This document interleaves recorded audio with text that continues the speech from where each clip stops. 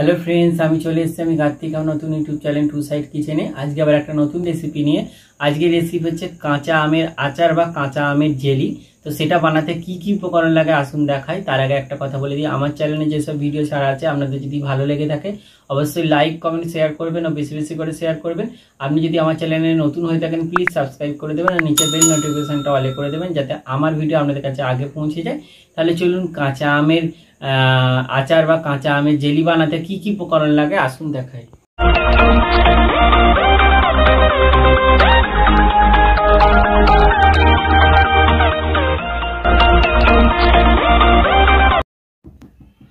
আমের আচার বানানোর জন্য কি কি উপকরণ লাগে চলুন তাহলে দেখিয়ে দিই।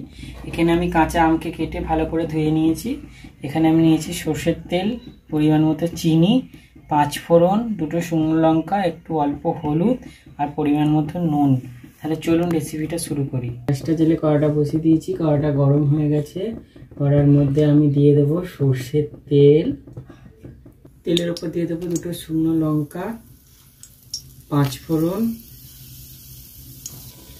একটু ভেজে নেবো শুকনো লঙ্কাটা।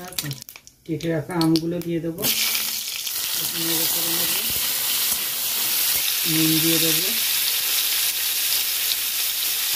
হলুদ দিয়ে দেবো, দিয়ে নেড়ে করে নেবো।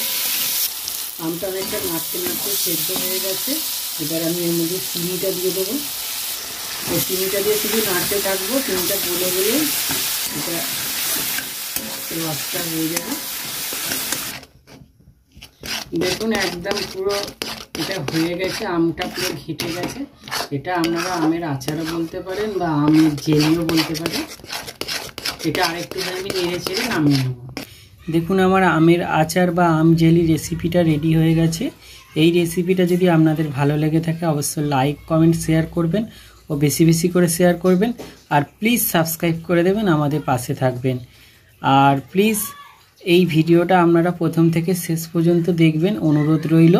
তাহলে চলুন দেখা হচ্ছে নেক্সট ভিডিওতে।